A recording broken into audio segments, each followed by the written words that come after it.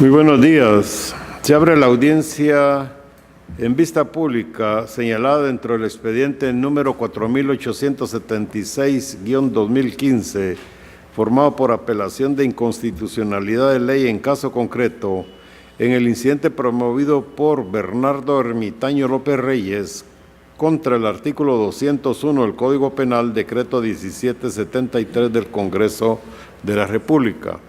Acto seguido, el secretario general adjunto dará lectura a la parte conducente de las consideraciones y a la parte resolutiva. Asimismo, hará las advertencias reglamentarias a observarse dentro de la presente vista. El juez de primera instancia penal, narcoactividad y delitos contra el ambiente de Huehuetenango, constituido en Tribunal Constitucional, al dictar resolución de 14 de octubre de 2015, consideró: este juzgado, constituido en Tribunal Constitucional, observa que las normas invocadas por el recurrente no han sido infringidas en la resolución de la audiencia oral de fecha 9 de junio de 2015, en la que se emite auto de procesamiento al procesado Bernardo Ermitaño López Reyes por los delitos de atentado, coacción, amenazas, instigación a delinquir, obstaculización a la acción penal y plagio o secuestro, al ligar a proceso al imputado Bernardo Ermitaño López Reyes por el delito de plagio o secuestro, de conformidad con el artículo 201 del Código Penal. Con la aplicación de esta norma ordinaria no se violenta ninguna norma constitucional y mucho menos las mencionadas por el recurrente en los artículos 2, 12, 14 y 17 constitucionales, porque tuvo acceso a la justicia, porque su primera declaración se realizó en un juzgado preestablecido de conformidad con la ley. En dicha audiencia existió un contradictorio en donde las partes aportaron sus medios de convicción, pudo debatir el hecho acusatorio del Ministerio Público, además de ello pudo interponer los recursos pertinentes. En la audiencia inicial de fecha 9 de junio de 2015 no se le violentó el derecho de defensa del imputado porque existió una defensa material como técnica, siendo el primero el derecho que el imputado tuvo a intervenir activamente y conocer los hechos que existen en su contra, declarar libremente en relación al hecho que lo incrimina o abstenerse a declarar si lo prefiere, ofrecer las pruebas de descargo que considere pertinentes. En cuanto a la defensa técnica, es el derecho del imputado a ser oído y se complementa con el ser defendido por un profesional del derecho o abogado. En el caso que nos ocupa, el suscrito juez en ningún momento ha declarado judicial y penalmente responsable al imputado Bernardo Ermitaño López Reyes y mucho menos ha dictado una sentencia en su contra. Lo que ha hecho es ligar a proceso al imputado en virtud de existir indicios de su posible participación en un hecho antijurídico consistente en el delito de plagio o secuestro regulado en el artículo 201 del Código Penal. Y al ligarlo a proceso, lo único que ha hecho el juzgador es garantizar la presencia del imputado al proceso sin que se le haya vulnerado el principio de inocencia garantizado en el artículo 14 de la Constitución Política de la República de Guatemala. No se ha vulnerado el artículo 17 de la Constitución en virtud de que el imputado Bernardo Ermitaño López Reyes fue detenido por orden de juez competente solicitada por el ente encargado de la investigación con fundamento en los ilícitos penales que le atribuyen que el día 23 de enero de 2014, alrededor de las 12 horas, supuestamente el juez de primera instancia penal, narcoactividad y delitos contra el ambiente del municipio de Santa Eulalia, departamento de Huehuetenango, su secretario y demás personal administrativo a su cargo, el auxiliar fiscal del Ministerio Público, elementos de la Policía Nacional y el representante del Centro Administrativo de Justicia, quienes fueron retenidos ilegalmente en su contra de su voluntad por parte del imputado Bernardo Ermitaño López Reyes y un grupo aproximado de 1.500 pobladores por un espacio de 10 horas aproximadamente. Por tal motivo, el juez de garantía el 9 de junio del 2015 lo ligó a proceso penal dictando auto de procesamiento en contra del imputado por el delito de plagio o secuestro. Con base en esta consideración, al resolver declaró: 1. Improcedente el incidente de inconstitucionalidad en caso concreto planteado por Bernardo Ermitaño López Reyes. 2. Se le impone una multa de 1,000 quetzales a cada uno de los abogados Benito Morales Lainez, Cirilo Roberto Reyes Mérida, Francisco Javier García Pineda, que deberán de hacer efectiva en la tesorería de la Corte de Constitucionalidad bajo apercibimiento de que caso de incumplimiento en el pago de la misma se hará por la vía legal correspondiente. En cuanto a las advertencias reglamentarias para el desarrollo de esta vista pública y de conformidad con lo que establece el Acuerdo 1-2013 de la Corte de Constitucionalidad, se hace de conocimiento de las partes que intervendrán en esta audiencia que para hacerlo cuentan con un tiempo no mayor de 15 minutos en el cual deberán expresar sus argumentos en contra del auto que se impugna. Deben dirigirse directamente al tribunal, expresar sus alegaciones en forma oral, concretarse al asunto planteado, ser breves, precisos y concisos y no proferir expresiones irrespetuosas para las partes o para los miembros del tribunal. Es todo, señor presidente. Gracias. Se le concede el uso de la palabra al apelante, incidentante y solicitante de la vista pública, Bernardo Ermitaño López Reyes. ¿Por quién lo hará su abogado Benito Morales Lainez? Muy buenos días, señores de este órgano constitucional. Quisiera hacer referencia a que, no obstante, ya se han leído por parte de la Secretaría de esta Corte los antecedentes de este hecho. Solamente puntualizar que el día 23 de enero del año 2014 tuvo lugar en el municipio de Santa Eulalia, ante el juez de primera instancia penal, la primera declaración de 4 personas de Varías, quienes habían sido investigadas, estaban siendo investigadas por 3 delitos: detenciones ilegales, coacción y amenazas. En un acto falto de objetividad, el Ministerio Público cambia los hechos, le imputa el delito de plagio secuestro y sin ninguna fundamentación el juez de primera instancia los liga por plagio secuestro. Eso indignó a la población, indignó a la gente, porque a quienes estaban procesando, los estaban procesando injustamente, dado que todos ellos son líderes comunitarios y están ejerciendo su derecho a defender su territorio, el derecho a la consulta y disponer de sus bienes naturales. En esa audiencia, como público, Bernardo Ermitaño López Reyes estaba presente. Posteriormente, la gente exigió que se hiciera justicia. Esta misma Corte conoció una apelación en ese sentido. Sin embargo, posteriormente a esos hechos, el Ministerio Público inicia una investigación en contra de las personas que estaban dentro de la audiencia, incluso los mismos procesados, por los delitos, entre otros, de plagio o secuestro. Se acusa entonces por el Ministerio Público a Bernardo Ermitaño López Reyes de que él retuvo a todos los trabajadores del CAJ, del Centro de Administración de Justicia de Huehuetenango, de Santa Eulalia, que retuvo y secuestró a policías, agentes de la Policía Nacional Civil del CAJ, y en ningún momento hay un indicio que diga que estas personas fueron desarmadas.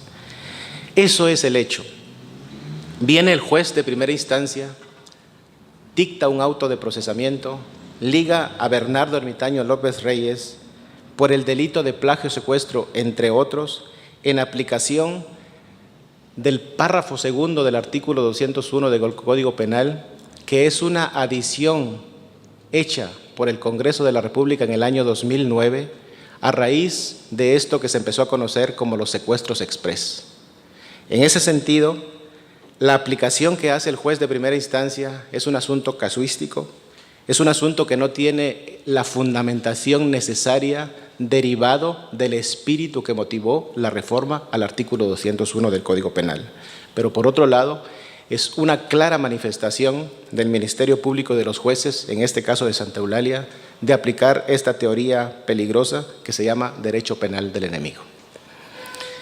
Eso fue lo que aplicaron bajo la consideración de que únicamente la limitación de la libertad de locomoción de una persona puede ser constitutivo de delito, argumentando el juez en su resolución de que únicamente con el inminente riesgo en que se pueda poner la vida de una persona, y más escandaloso aún, solamente sus bienes, se pueda considerar plagio o secuestro. Esto, en nuestra consideración, riñe, colisiona con los artículos 2, 12, 14 y 17 de la Constitución Política de la República. El artículo 2, enfocado desde la visión de la seguridad jurídica y el derecho a que todos los ciudadanos, hombres y mujeres en este país, tenemos derecho a un juicio justo, tenemos derecho a que haya una estricta legalidad en la aplicación de los tipos penales a las conductas de las personas. En ese sentido, lo que se deriva del artículo 2, que es la certeza jurídica, la seguridad jurídica, es para que los ciudadanos tengamos esa confianza en el Estado, como el Estado que garantiza los derechos de todas las personas sin igualdad de condiciones, y que entonces se derive esa precisión que tenemos que tener de saber qué normas y qué conductas son prohibitivas y qué no. Por otro lado, hemos establecido y hemos desarrollado ampliamente en el escrito correspondiente de que esta aplicación del párrafo 2 del artículo 201 a una conducta que se le imputa o una conducta que se atribuye al incidentante, violenta el artículo 2 relacionado con el derecho de defensa, pero particularmente con este ejercicio de garantía que consiste y que es más bien la tutela judicial efectiva, que no es más que ese análisis íntegro y aplicación debida de todos los elementos del tipo penal. Esa es la obligación. Por eso es que en materia penal, tanto la doctrina, el derecho y vasta jurisprudencia que existe en esta Corte y en resoluciones también de la Corte Interamericana de Derechos Humanos, debe haber estricta legalidad. Tiene que haber estricta aplicación de las normas. En ese sentido, cuando el juez en su momento liga a proceso al incidentante, no hace eso. Omite hacer el análisis por lo menos de los dos elementos fundamentales del tipo penal de plagio-secuestro. Entre ellos, el elemento material, que es ese apoderamiento del cuerpo, la aprehensión de la persona para que se pueda calificar de plagio-secuestro. La pregunta es, ¿en qué momento el incidentante tuvo la capacidad de aprehender el cuerpo de jueces, fiscales, policías armados, funcionarios del CAJ, que estamos hablando como de alrededor de 20 o 25 personas? Por otro lado, está la no consideración del elemento fundamental del plagio-secuestro, que es el elemento interno, el dolo específico, que es el canje. En ese sentido, debemos entrar en la consideración de que entonces la aplicación a un caso concreto del delito de plagio-secuestro no puede limitarse únicamente a la consideración de que se violenta la libertad de locomoción de una persona. No puede considerarse plagio-secuestro solamente con poner en inminente riesgo la vida o los bienes de una persona. Es insuficiente. En ese sentido, podemos incluso ironizar con esto y considerar que en un momento determinado un acto de violación de una persona también puede ser considerado plagio-secuestro. ¿Por qué? Porque estamos limitando la libertad de locomoción de una persona mientras ocurre el acto, o dada la crisis institucional de este Estado o fracaso de este Estado, la exigencia que un pueblo haga al Congreso de la República para que apruebe una ley en beneficio de la población pueda ser considerado plagio-secuestro, un acto de absoluta criminalización y de aplicación del derecho penal del enemigo. Por otro lado, estimamos que se violenta, que la aplicación colisiona con el artículo 14 de la Constitución Política de la República en función del principio favor rei, que es la derivación del principio de presunción de inocencia a que todos los ciudadanos, hombres y mujeres, tenemos derecho. En ese sentido, la Corte, esta Corte y vasta jurisprudencia y doctrina establece que efectivamente ante la duda de que una conducta pueda encajar en un tipo penal y en otro tipo penal, la obligación estricta es aplicar aquella que favorece al reo. En ese sentido, el artículo 203, que tipifica el delito de detenciones ilegales, claramente establece que una persona que privare de libertad a una persona comete el delito de detenciones ilegales. Sin embargo, es importante, y con su venia, señor presidente, quisiera leer el último párrafo del artículo 201, y dice: este delito se considera consumado cuando la persona sea privada de su libertad individual. Esto es extremadamente grave, precisamente porque entonces una conducta puede ser aplicada en un tipo penal de detenciones ilegales en relación con el artículo 203 y 204 y también en el de plagio-secuestro establecido en el 201. Precisamente porque la ley es clara de que el principio favor rei debe ser lo que debe prevalecer. En ese sentido, entonces, pasamos al último, y quisiera pedir su comprensión de que hay unos elementos fundamentales. Es el último artículo que considero que es importante que ustedes sepan. Es que también la aplicación del artículo 201 al caso concreto que discutimos violenta, contradice y colisiona gravemente con el principio de legalidad y taxatividad. En materia penal, La legalidad debe ser estricta, no debe dar lugar a confusiones, no puede convertirse en una cuestión que le permita a un juez asumir una actitud discrecional. Aquí creemos que es fundamental que la estricta legalidad se refiere a que las normas deben ser claras y certeras. No debe haber duda. Está en discusión la libertad de una persona en particular. Esa es la regla. Por otro lado, los términos que se utilicen deben ser estrictos y unívocos, que fijen los elementos de forma precisa y que no provoquen contradicción. La forma en que se aplicó el artículo 201 no es precisa y es contradictoria. ¿Por qué? Porque la reforma se dejó como una ley penal abierta. En un momento, en cualquier momento, una persona, un juez puede decir plagio o secuestro, sin considerar todos los elementos necesarios que informan la construcción de un delito tan grave como el plagio o secuestro. Por ejemplo, aquí quisiera ir como terminando, hacer alusión no a una anécdota, sino a una cuestión que el juez de primera instancia, cuando dictó auto de procesamiento en contra del insistente, me dice, yo fui el abogado que argumentó todos estos elementos, me dice, abogado, ¿qué quiere que haga? Para mí, el artículo 201 es claro y me dice, vea,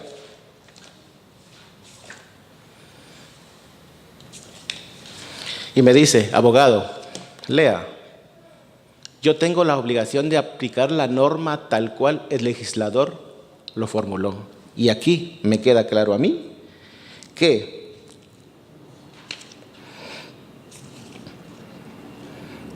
el párrafo tercero dice, igualmente incurrirá en la comisión de este delito quien amenazare de manera inminente o privare de su libertad a otra persona en contra de su voluntad.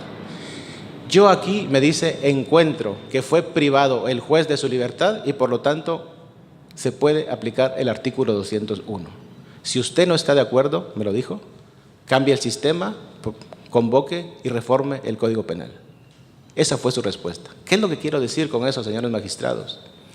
De que esta norma es casuística, es extremadamente abierta, es contradictoria, la misma conducta puede encajar aquí y puede encajar en el delito de detenciones ilegales. Esa es la exigencia que estamos pidiendo y que la Corte pueda considerar en su momento, porque no solo viola esta estricta legalidad, sino también viola el principio de taxatividad. Eso que es que las normas tienen que ser precisas, concretas, determinadas y claras. Y en materia penal, es más, tenemos que hablar de máxima taxatividad. En ese sentido, la taxatividad implica que los jueces tienen que tener límites y para eso las normas deben ser taxativas, tienen que ser bajo términos unívocos, precisos, claros, sin ninguna confusión, porque es más, incluso se puede violentar el principio de separación de poderes, porque en un momento determinado un juez podría aplicar arbitrariamente una norma tal cual está ocurriendo en este caso.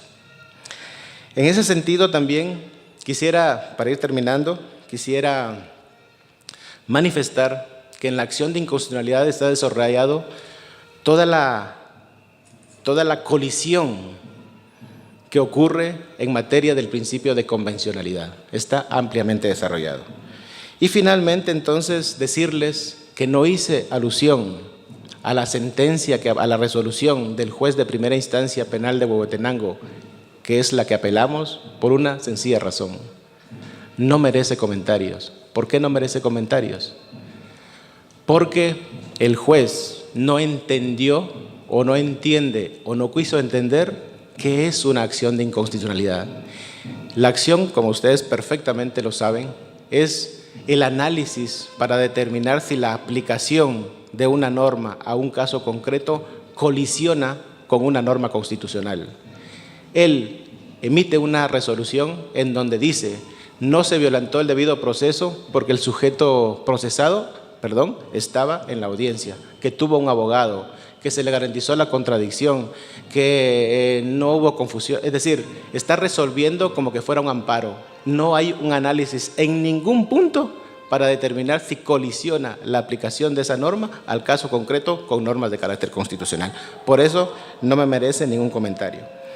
En ese sentido, señores magistrados de la Corte de Constitucionalidad, solicito que al resolver esto, en aras de la justicia, la legalidad, la estricta legalidad, declaren con lugar la apelación a la resolución emitida por el juez de primera instancia penal de Huehuetenango, declaren la inaplicación en su sentencia del artículo 201 del Código Penal al caso concreto del incidentante Bernardo Ermitaño López Reyes. En ese sentido, puedan emitir las demás consideraciones que en derecho corresponde y se pueda garantizar la justicia, porque todos tenemos derecho, como la Constitución claramente lo establece, a un juicio justo según las circunstancias claras y precisas de cómo sucedieron los hechos. Muchas gracias. Por el Ministerio Público actúa su agente fiscal Gilda Toledo Barrios, de la Fiscalía de Asuntos Constitucionales, Amparos y Exhibición Personal. Muchas gracias, honorables magistrados de la Corte de Constitucionalidad. La Fiscalía en esta oportunidad comparte el criterio sustentado en el auto de fecha 14 de octubre del 2015, emitido por el Juzgado Primero de Primera Instancia Penal, Narcoactividad y Delitos contra el Ambiente de la ciudad de Huehuetenango, por medio del cual el juez, constituido como juez constitucional, decide a resolver sin lugar el incidente de inconstitucionalidad en caso concreto promovido en contra del artículo 201 del Código Penal. En el presente caso, señores magistrados, esta Fiscalía sí considera que si se trae aquí el expediente por apelación, sí es necesario analizar el auto que se apela. En ese sentido, señores magistrados, ustedes podrán establecer de la lectura de la resolución por medio de la cual se declara sin lugar el incidente de inconstitucionalidad. Efectivamente, el juez, al resolver y fundamentar su resolución, hace un análisis de los antecedentes que obran dentro del expediente y específicamente la audiencia que se llevó a cabo, en donde se emite el auto de procesamiento, en donde nace aquí la resolución que indica el accionante contiene vicio de inconstitucionalidad al ser citado como parte de su resolución el artículo 201 del Código Penal, que habla del delito de plagio y secuestro. Indica la autoridad que emite el auto venido en grado el por qué no se violan los preceptos constitucionales que denuncia como transgredidos con la aplicación del artículo 201 del Código Penal. Así las cosas, señores magistrados, luego de escuchar los argumentos vertidos por el abogado que me precede y de acuerdo a los argumentos que se incorporan al memorial de interposición del incidente de inconstitucionalidad, es claro al establecer que no se da el requisito primordial para que se pueda entrar a analizar este incidente de inconstitucionalidad, porque no hace una confrontación jurídica entre el artículo que se cita con vicio de inconstitucionalidad frente a los artículos que señala transgredidos. Este es un requisito indispensable de acuerdo a lo establecido en el artículo 135 de la Ley de Amparo, que debe de realizar en forma razonada su argumentación, es decir, debe haber una confrontación jurídica entre la norma ordinaria y la norma de la Constitución Política de la República de Guatemala. Adicionalmente a ello, señores magistrados, de acuerdo a lo manifestado por el accionante, es por más evidente que trata de traer al plano constitucional cuestiones fácticas por el hecho de indicar que no se hace una aplicación conjunta tanto de lo establecido en el artículo 201 con el artículo 204 y el 203 del Código Penal. Indica que al momento de haberse ligado a proceso a través de un auto de procesamiento, se le está limitando otorgársele una medida sustitutiva. Indica esta situación, señores magistrados, resulta más que evidente que no es el camino de la inconstitucionalidad, en caso concreto, en donde él puede resolver esta situación si considera que existe un vicio dentro del proceso. Por otra parte, señores magistrados, cabe agregar que no se da, tal y como ya se indicó, los elementos suficientes para entrar a analizar en el presente caso el incidente de inconstitucionalidad. Con base en lo anterior, señores magistrados, con todo respeto, el Ministerio Público, la Fiscalía de Asuntos Constitucionales solicita que al emitirse el fallo se confirme el auto venido en grado en el sentido de declarar sin lugar el incidente de inconstitucionalidad interpuesto contra el artículo 201 del Código Penal, únicamente. Se da por concluida la presente vista pública.